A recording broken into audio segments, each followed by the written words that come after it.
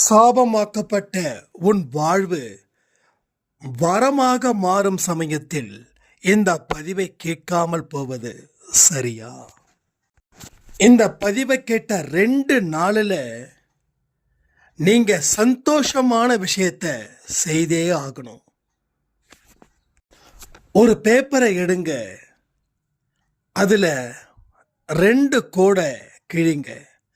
இந்த 2 கோடை கிழிச்சு அடுத்த 30வது நாள் முடியும் போது உங்க வாழ்க்கை எதை நோக்கி செல்கிறது அப்படின்றத அந்த கோட்டின் மூலமாக நீங்க தெரிந்து கொள்ளலாம். உங்க ஆன்மாவுக்குள் அவருடைய ஆன்மா கலக்கும் நேரத்தில் உங்க உடலும் உங்க மனதும் எப்படி இருக்கணும் அப்படின்றதும் இந்த பதிவு காட்டுது. நீங்க உங்க குடும்பத்துக்கே அடிமையா இருக்கீங்க. இந்த அடிமைத்தனத்தை போக்கி உங்க சுதந்திரவாளியா மாற்றி ஒரு அற்புதத்தை படைப்பதற்கு ஏற்ற நேரம்தான் அடுத்த 31வது நாள். அடுத்த 30 நாள் நீங்க பிடிச்சதை செய்யுங்க. வாழ்க்கையில நிறைய அனுபவிங்க. இன்னும் எத்தனையோ வருஷங்கள் உங்களுக்காக காத்துக்கிட்டு இருக்குது. எதுக்கு தெரியுமா? நீங்க மகிழ்ச்சியுடன் வாழ. ஆனா அந்த அத்தனையும் இந்த ஒரு பதிவின் மூலமா உங்க ஆன்மாவை தொட்டு அதுல இருந்து வெளிப்படுத்தக்கூடிய அற்புத வழிதான் இந்த பதிவும் இந்த வாழ்க்கையும். நிச்சயமா சொல்றேன், இந்த பதிவு உங்க வாழ்க்கையில அத்தனை கோடி நன்மைகளையும் பெற்று தரும்ன்றது அந்த கடவுள் மீது சத்தியமா சொல்றேன், நடந்தே தீரும். ஓம் சாயிரா சாயிரா, ஓம் சாயிரா சாயிரா, ஓம் சாயிரா சாயிரா, அன்பே சாயிரா, பேரன்பே சாயிரா, அகிலம் தளிக்க ஆத்மா விழிக்க அனுதினம் சாயிரா, எங்கள் அன்பே சாயிரா. ஒன்றே இறைவன், ஒன்றே பூமிக்கென்றும் சாயிரா, சரணம் சாயிரா, நன்றே செய்து வாழ்வோம், நாம் ஒன்றே செய்து வாழ்வோம், அன்பே சாயிரா.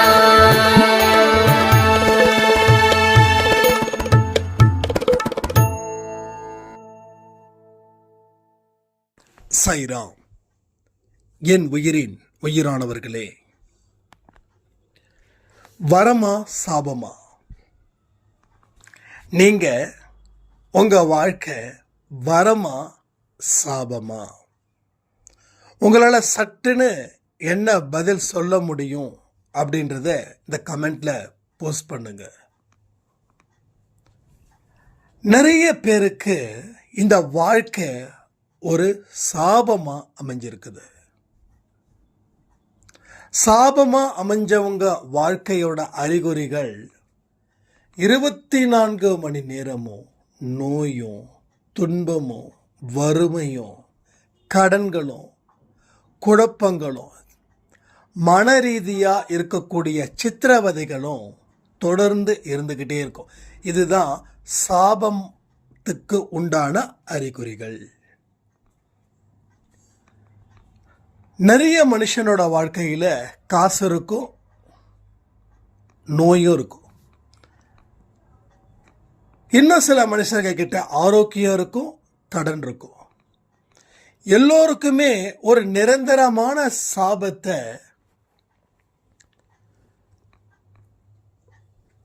அந்த வாழ்க்கை கொடுத்துருக்குது.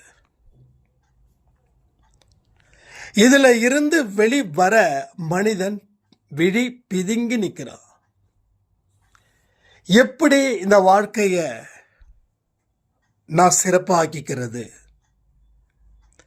இன்னும் எத்தனையோ வருஷங்கள் நான் வாழணுமே. அப்போ அத்தனை வருஷங்களும் நான் இந்த சாபத்தோட தான் வாழணுமா? இப்பவே என்னால வாழ முடியலையே, வாழ்க்கையை முடிச்சுக்கலாம் அப்படின்னு நினைக்கும் போதும் எனக்கு இருக்கக்கூடிய கமிட்மெண்ட், என்னோட குழந்தைங்க, என்னுடைய கணவர், என்னுடைய மனைவி, என்னுடைய அம்மா, என்னுடைய அப்பா, என்ன நம்பி இருக்கிறவங்க தவிக்க விட்டு போயிடுவனே, அவங்க என்ன செய்வாங்க? இந்த நிலைமையில யோசிக்கக்கூடியவங்க ஜாஸ்தி. அதாவது நம்ம வாழ்க்கையை முடிச்சிட்டா நம்மளை நம்பி இருக்கிறவங்க தவிச்சு திக்கற்றவர்களா போயிடுவாங்களேன்னு நினைக்கிறவங்க தான் ஜாஸ்தி. அப்போ வாழ்க்கை உனக்காக நீ வாழல, வாழ்க்கைய பிறருக்காக நீ வாழுற அப்படின்ற ஒரு அர்த்தம் இங்க உங்களுக்கு புரியுதா? Point number 1. நல்லா கவனமா கேளுங்க, அதை பொறுமையா பேசுறேன். ஒரு பதிவுமே உங்க வாழ்க்கைய மாற்றணும்னு தான் நான் ப்ரே பண்ணி ஒவ்வொரு ஆடியோவையும் நான் கொடுக்குறேன். அதே போல கடவுள் ஒரு பதிவிலையும் ஒரு அற்புதத்தையும் நிகழ்த்திக்கிட்டு தான் இருக்கார். நேற்று கொடுத்த ஆடியோவிலையும் என்ன அற்புதத்தை நிகழ்த்தினார்ன்றதை நான் நிச்சயமா சொல்றேன். அப்போ இது சாபமா அப்படின்னு நம்ம தெரிஞ்சுக்கணும். அப்போ இப்படிதான் என் வாழ்க்கை வாழணுமா? இதற்கு வேறு வழி இருக்குதா? முயற்சிகள் செய்தும் எல்லாமே வீணாக்கப்பட்டது, உழைத்தும் வீணாக்கப்பட்டது. கடவுளுடைய அருள் இருந்தும் நான் தோற்று போகிறேன். நிறைய மனுஷங்களுக்கு மனப்பூர்வமா நல்லது செஞ்சும் நான் தோத்து போறேன்னா எனக்கு ஒண்ணுமே புரியல அப்படின்னு சொல்றவங்க ரொம்ப ஜாஸ்தி. விரக்தியோட உச்சக்கட்டம் அப்படின்னு ஒன்று இருக்கே, அந்த இடத்துல நிறைய மனுஷங்க அந்த எக்ஸ்ட்ரீம் லெவலை தாண்டி இருக்காங்க. ஒரு நார்மல் ஸ்டேஜை தாண்டினா கூட திருப்பி அவங்கள அழைச்சிட்டு வரலாம். ஒரு எக்ஸ்ட்ரீம், அந்த எக்ஸ்ட்ரீம் ஸ்டேஜில் அவங்க இருக்கிறாங்க அப்படின்னா அவங்களுடைய வாழ்க்கை எப்படிப்பட்டதா இருக்குன்றத யோசிச்சு பாருங்க. அப்போ இங்க வேண்டும் ஒரு விடுதலை. நிச்சயமா சொல்றேன், உங்க எல்லோருக்கும் ஒரு விடுதலை வேணும். கமெண்ட் பண்றீங்களா? விடுதலை வேண்டும். அப்போ ஏதோ ஒரு சிறை வாசத்துல இருக்கிறது போல இல்லை, சிறை கைதிகள் போல ஒரு மனுஷனும் இங்க வாழ்ந்துகிட்ட இருக்கான். தன்னால எதுவுமே செய்ய முடியல. ஏன்? இந்த உலகத்தை விட்டு போகிறதுக்கு கூட அவனுக்கு சுதந்திரம் இல்லை. ஏன்னா அவன் ஒரு மன சிறையில் கைதியாக இருந்து கொண்டிருக்கிறான். மனச்சிறையில், மனசிறை, வெளி சிறை இல்லை, மனசிறை. அதிலேயே அவன் கைதியாக்கப்படுகிறான். அப்போ அவனுக்கு அதுல இருந்து விடுதலை வேணுமா வேண்டாமா? யோசிச்சு பாருங்க. நீங்க கொஞ்சம் கமெண்ட் பண்றீங்களா? எத்தனை பேரு உங்களுக்காக வாழாம உங்க குடும்பத்துக்காக வாழ்ந்துகிட்டு இருக்கீங்க? நீங்க முதல்ல தியாகி அப்படின்ற ஒரு பட்டத்துல இருந்து வெளியில வந்துருங்க. ஒரு மனிதன் பிறருக்காக தான் வாழணும்னு சொல்லியிருக்காங்க. ஆனா அதற்கு முன்னாடி இருக்கக்கூடிய ஸ்டெப் என்ன தெரியுமா?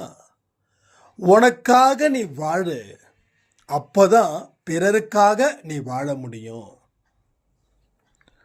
உன்னை விட உன் குடும்பம் முக்கியம், அது யாரும் தப்பு சொல்லல. ஆனா அதை விட நீ உனக்கு முக்கியம். இதை சரியா நிறைய பேர் சொல்லல. என்னுடைய அனுபவத்தில் நான் சொல்றேன், என்ன நான் நல்லா பார்த்துக்கிறதால மற்றவங்களையும் என்னால் நல்லா பார்த்துக்க முடியுது. என்ன நான் நல்லா பார்த்துக்கிறேன். எனக்கு தேவையானது என்னவோ அதை நான் தேடி கண்டுபிடிச்சி நான் என்னை பார்த்துக்கிறேன். எனக்கு எது சந்தோஷம் கொடுக்குதோ அதை நான் செய்கிறேன். அப்போ என்னைக்கும் என்னுடைய மனநிலையில் நான் ஒரு கைதியாக உருவாக்கப்படலை, நான் வச்சுக்கவும் இல்லை. அதே போல் நீங்களும் முயற்சி பண்ணுங்க. முயற்சி செய்ய செய்ய முடிவு அபாரமாக இருக்கும். உங்கள் வழிகள் எந்த வழிகள் அப்படின்றதையும் 1க்கு 10 தடவை சிந்திச்சு பார்த்து அதற்கு அப்புறமா அந்த வழியில் ட்ராவல் பண்ணுங்க. இல்லைன்னா எல்லாமே சொதப்பலாம் மாறிடும், ஒன்றுமே மிஞ்சாது. ஏதாவது 1-2 கிடைச்சதுன்னா பரவாயில்ல, எதுவுமே கிடைக்கல. தேடி தேடி தேடி பாலைவனத்தில் தேடினா என்ன ஆகும்? அது போல தான் நம்ம வாழ்க்கை. பாலைவனத்தில் தேடினா வெறும் மணல் மட்டும்தான் இருக்கும், வேற எதுவும் இருக்காது. அது போல தான் இங்கே எல்லாருடைய மனசும் வறண்டு போயிருக்குது. எல்லாருடைய மனசு வறண்டு போயிருக்குது.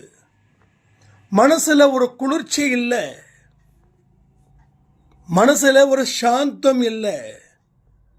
அமைதி என்ன அப்படின்னா என்னன்னு கேட்கக்கூடிய அளவில், சிரிப்பு அப்படின்னா என்னன்னு கேட்கக்கூடிய அளவில் தான் இன்னைக்கு வாழ்க்கையை வாழ்ந்துக்கிட்டு இருக்கிறோம்.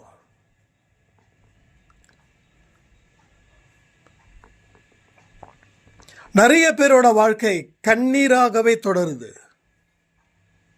என்னைக்காவது ஒரு நாள் நான் ஏன் கண்ணீர் விடணும், ஏன் என்னால் சந்தோஷமா இருக்க முடியாது, அதற்கு வழிகள் தான் இருக்குதே, அந்த வழிகள் நமக்கு ஏன் புரியல அப்படின்னு ஆக்ரோஷமா நாம நினைத்து பார்த்ததுண்டா? இல்லை. அப்படி ஆக்ரோஷமா நீங்க நினைச்சு பார்த்துருந்தீங்க அப்படின்னா கண்ணீர் அப்படின்றது இல்லாம இருக்கும். ஏன்னா நீங்க ஒரு கண்ணீரை வெளியில விடும்போது உங்க மனது வறண்ட பாலைவனமாக மாற்றப்பட்டது. வறண்ட பாலைவனமாக. புரியுதா? புரிஞ்சுக்கலன்னா புரிஞ்சுக்கோங்க.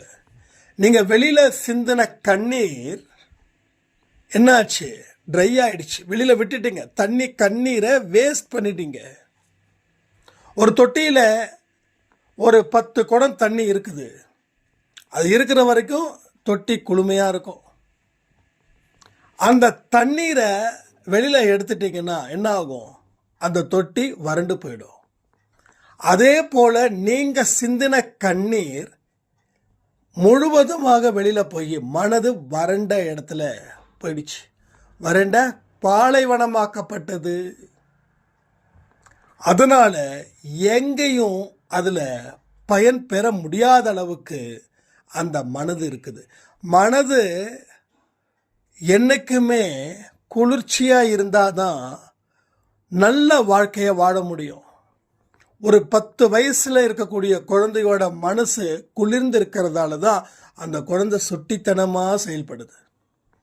அதே குழந்தை 20ல் கொஞ்சம் குளிர்ச்சி கம்மியாகுது, 30ல் இன்னும் கொஞ்சம் குளிர்ச்சி கம்மியாகுது, 40ல் குளிர்ச்சியே இல்லை. அத்தனை கஷ்டத்தையும் அத்தனை நஷ்டத்தையும் அத்தனை துன்பத்தையும் அது பார்த்து பார்த்து பார்த்து கண்ணீர் விட்டு விட்டு விட்டு மனது நிரந்தரமா வறண்ட பாலைவனமாக மாறிவிட்டது. நம்புறீங்களா இல்லையா? எத்தனை பேர் இந்த பாயிண்ட நம்புறீங்க? அதிகமா அழுகிறவன் வாழ்க்கைய இழந்ததுக்கு காரணம் அவன் மனது வறண்ட பாலைவனமா போயிடுச்சு. பாலைவனத்தை கூட ஏதோ ஒரு வகையில யூஸ் பண்ணிக்கலாம், ஆனா அதை விட மோசமான மனநிலையில போயிடுச்சு. எத்தனை வருஷம் அழுக? 10 வருஷம் அழுக, 15 வருஷம் அழுக, தினமும் அழுது அழுது என்ன ஆகும்? அந்த மாதிரி மனநிலையில இருக்கிறவங்க தான் என்னால சாக முடியல, செத்த என் குழந்தைய யார் பார்த்துப்பா, என் குழந்தைங்க அனாதையாயிடுவாங்களே. அப்போ உன்னுடைய விருப்பத்தின் பெயரில் நீ வாழலை, பிறருடைய வற்புறுத்தலின் பேரில் நீ வாடுற. ஆக மொத்தம் நீ சுதந்திரமானவன் அப்படின்றது இல்லை, நீ ஒரு அடிமை. என் குடும்பத்துக்காக சுமையை ஏற்றுக்கிறத நான் அடிமையான்னு கேட்கலாம். சுமையை ஏற்றுக்கோங்க, ஆனால் அது சுகமான சுமைகளாக இருக்கிற வரைக்கும் நீங்கள் சுதந்திரவாளி. ஆனால் அது மோசமான சூழ்நிலையை ஏற்படுத்தக்கூடிய சுமையாக இருந்துச்சுன்னா நீங்கள் நிர்பந்தத்தின் பேரில் வாழ்கிறீங்க. நிர்பந்தத்தின் பேரில் வாழக்கூடிய வாழ்க்கையில் எந்த இடத்துலையும் வெற்றி அப்படின்ற ஒரு விஷயம் கிடைக்காது. அது ஒவ்வொரு நாளும் துக்கப்பட்டு அது சாபமாக மாற்றப்படுகிறது. அதுதான் சாபமாக மாறுது. இதெல்லாம் தான் ஒரு மனுஷனுடைய வாழ்க்கையில் பின்னுக்கு தள்ளி அவனை அழிக்குது. ஏன்னா பின்னாடி தான் ஒரு பாதாள கிணறு இருக்குது. அந்த கிணத்துக்கிட்ட கூட்டு போய் உங்களை முழுகடிக்கிறது தான் அதனுடைய வேலை. எதிர்மறை எண்ணங்கள் எந்த இடத்துலையும் எந்த மனுஷனையும் ஒரு சின்ன வெற்றியை கூட கொடுக்காது. சில வறண்ட பூமி இருக்கும், அந்த வறண்ட பூமியில் புல் கூட முளைக்காது. பார்த்துருக்கீங்களா? இங்கே எத்தனையோ பேர் விவசாயிகள் இருக்கீங்க. மற்ற எல்லா இடத்துல புல் வருது, மண் ஈரப்பதம் இல்லாமல் மண் செத்து போயிடுச்சு. மண்ணுக்கு உயிர் இல்லை. உயிர் இல்லாத மண்ணில் சின்ன புல் பூண்டு கூட முளைக்கலை. அதுபோல் என்ன ஆச்சு, ஒரு வறண்ட பாலைவனத்தையும் ஒரு வறண்ட நிலத்தையும் தான் நம் மனதுக்கு ஒப்பிட்டு பேசிட்டு இருக்கீங்க. ஓகே, எல்லாமே நடக்குது, நீங்கள் சொன்னது correct, everything is possible. Okay, நல்லது. இப்போ இதை எப்படி சரி பண்ணலாம்? நல்ல கவனமாக கேளுங்க. சரி பண்ணணுமா? உங்களுடைய பூமியிலையும் எல்லா செடிகளும் முளைச்சி உங்கள் கண்களுக்கு குளிர்ச்சி ஆக்கணுமா? சொல்லுங்க, பண்ணிடுவோம். இறைவன் நினைத்தால் முடியாது அப்படின்றது எதுவுமே இல்லை. கமெண்ட் பண்ணுங்க இத வார்த்தையை. சாயப்பா நினைத்தால் முடியாதது என்பது எதுவுமே இல்லை. இந்த ஒரு வார்த்தை தான் இப்போ சொல்லக்கூடிய அத்தனைக்கும் உயிர் கொடுக்க போகுது.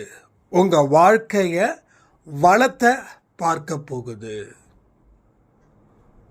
அப்போ இது 300 காலத்தில் பாலைவனமாய் இல்லை, ஒரு பசுமையான ஒரு இடமா இருந்துச்சு. அப்போ அந்த இடத்துக்கே நம்மால போக முடியுன்ற நம்பிக்கை உங்களுக்கு முதல்ல வரணும். ஃபஸ்ட்டு இந்த 2-3 நாளைக்கு உங்களுக்கு என்ன பிடிச்சிருக்குதோ அதை மட்டும் செய்யுங்க. அது கடவுளுக்கு பிடிச்சதாக இருக்கணும், நேர்மையானதாக இருக்கணும், ரொம்ப முக்கியம். இந்த 2 நாள், இன்னைக்கு என்ன கிழமை? வெனஸ்டே தேர்ஸ்டே, இந்த 2 நாள் ஹாப்பியாக இருங்க. என்ன பிடிக்குதோ அதை மட்டும் செய்யுங்க. எந்த இடத்துலையும் துன்பத்தை நினைக்கக்கூடாது. துன்பத்தை பற்றி பேசுகிறவங்க கிட்ட நீங்கள் ஃப்ரெண்ட்ஷிப்பும் வச்சுக்கக்கூடாது. இந்த 2 நாள் முதல் படி அந்த படி தான். உங்கள் அம்மாவை பார்க்க போங்க. உங்கள் அம்மா கிட்ட, சின்ன குழந்தைகிட்ட எப்படி இருந்தீங்களோ அப்படி இருங்க. அவங்க மடியில் படுத்து தூங்குங்க. அவங்களுக்கு பிடிச்சதை நீங்கள் செஞ்சு கொடுங்க. சந்தோஷத்தை அனுபவிங்க. இந்த 2 நாள் சொல்கிறேன். இந்த 2 நாள் நீங்கள் செய்கிறதால உங்கள் வாழ்க்கை என்ன ஆக போகுது தெரியுமா? பாலைவனம் மறுபடியும் பசுமையான ஒரு இடமா மாறும். நீங்கள் கண்ணால் இப்போ பார்க்குறீங்க இது பாலைவனமாக இருந்தது, ஆனால் இதுக்கு முன்னாடி இது பசுமை மிகுந்த ஒரு இடம். ஓகேவா? இது நிரந்தரமான பாலைவனம் இல்லை.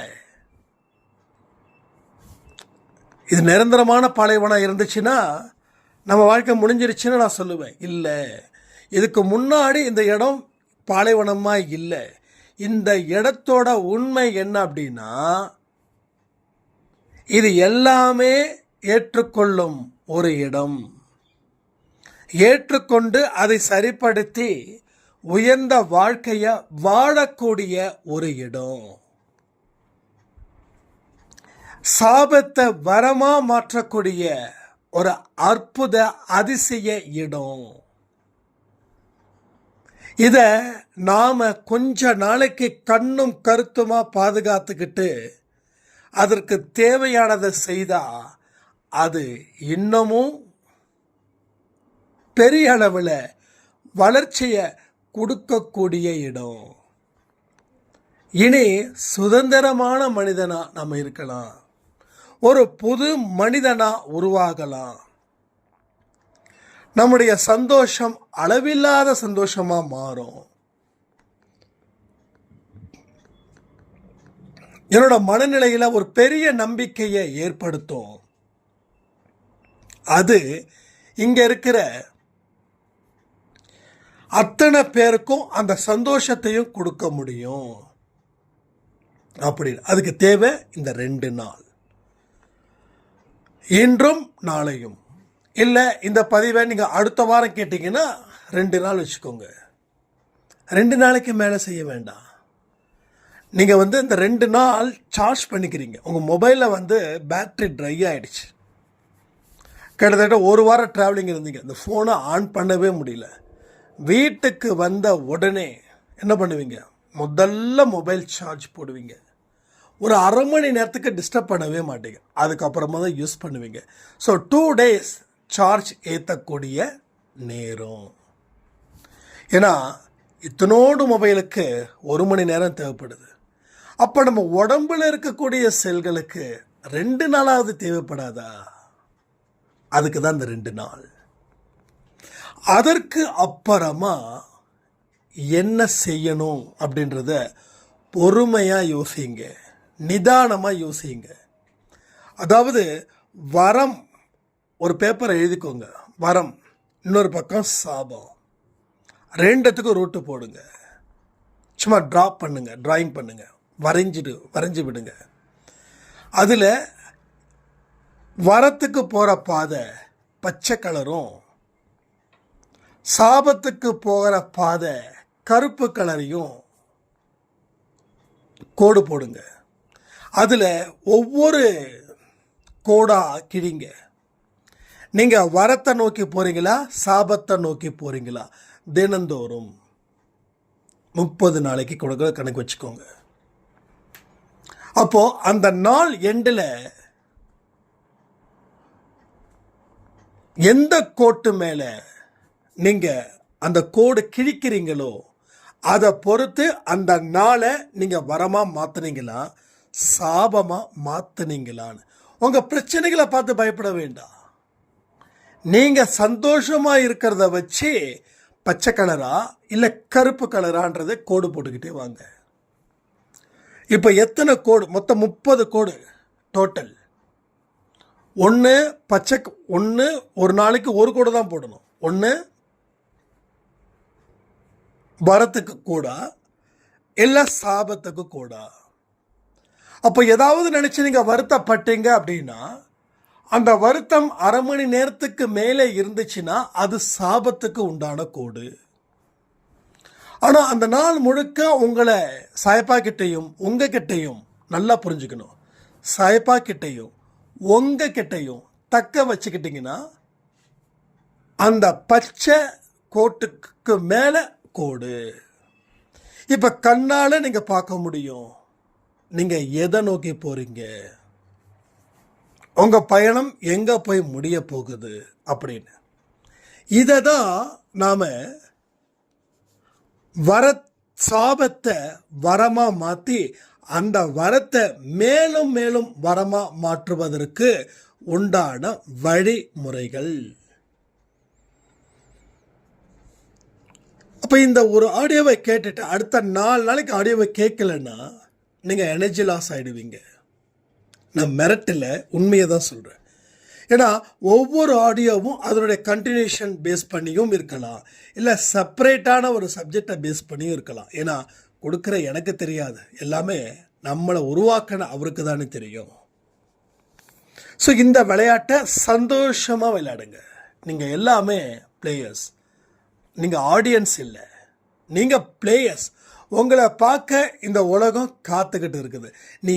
நீங்கள் எப்படிப்பட்ட விளையாட்டை விளையாடுறீங்கன்றது இந்த உலகம் ஆவலாக பார்த்துக்கிட்டே இருக்குது. சிறந்த விளையாட்டு வீரனாக மாறிட்டீங்கன்னா உலகமே உங்களை கொண்டாடும். நான் சொல்கிறேனே, 30 நாள் இட்ஸ் அ சேலஞ்ச். அந்த 48 நாள் பயிற்சி மனக்கட்டுப்பாடு அது வேறு. இது ஜஸ்ட், அதாவது அந்த 48 நாள் பயிற்சியில் உங்களுக்கு கடுமையான மனக்கட்டுப்பாடெல்லாம் தேவைப்பட்டது. இப்போது அந்த 48 நாள் பயிற்சி முடிஞ்சதுக்கப்புறம் அடுத்த 30 days உங்கள் விளையாட்டு சந்தோஷமாக என்ஜாய் பண்ணுங்க. வாழ்க்கையை என்ஜாய்னா தெரியும்ல, நல்லா சிரிங்க, உடம்ப நல்லா சூப்பராக வச்சுக்கோங்க. உடம்பு ரொம்ப முக்கியம். நம்ம அழகுக்கு மெயின்டைன் பண்ணல, ஆரோக்கியத்துக்கு மெயின்டைன் பண்ணுறோம். நான் நேற்றே சாய் குரு சேனலில் 10 மணிக்கு கொடுத்த பதிவில் சொல்லியிருக்கேன், உடல் எவ்வளவு முக்கியம், மனசு எவ்வளவு முக்கியம். இந்த உயிர் வாழணும்னா உடல் இருக்கணும். அப்போ தான் நம்ம கர்ம பலன்களை நிறைவேற்ற முடியும். அதனால தான் சொல்கிறேன், உடல் ஒரு கோவில் போல வச்சுக்கோங்க. மனது, அதுவும் கோயில் சாமியோட விக்கிரகம் இருக்கே அந்த இடம். இது குடலும் மனமும் கோவில் சம்மந்தப்பட்டதாக இருக்கணும். வெளிப்புறம், கோயிலோட வெளிப்புறம் இருக்கு இல்லையா, அதாவது விக்கிரகத்தோட கருவறையோட வெளிப்புறம் உடல், அந்த விக்கிரகம் இருக்கு இல்லையா, அதுதான் மனது. இதை பேஸ் பண்ணி உங்களுடைய வேலைகளை நீங்கள் ஆரம்பிங்க. ஸோ டெஃபினட்டாக நாம் தை மாதத்தில் ஒரு அடி எடுத்து வைக்க மாட்டோம். தை பிறந்தா வழி பிறக்கும் தங்கமே தங்கும். இது விவசாயி மட்டும் இல்லை, ஒவ்வொரு மனுஷனும் பாட வேண்டிய பாடல். அந்த பாடலின்படி, அந்த திட்டத்தின்படி இங்கே வாழ்க்கை மிகப்பெரிய அளவில் உங்களுக்கு மாறப்போகுது. எல்லோரும் தயாராக இருங்கன்னு சொல்லி இந்த பதிவை நான் முடிக்கிறேன். ஜெய் சாய்ராம்.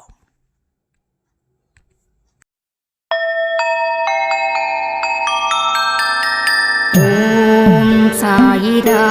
சாயிரா.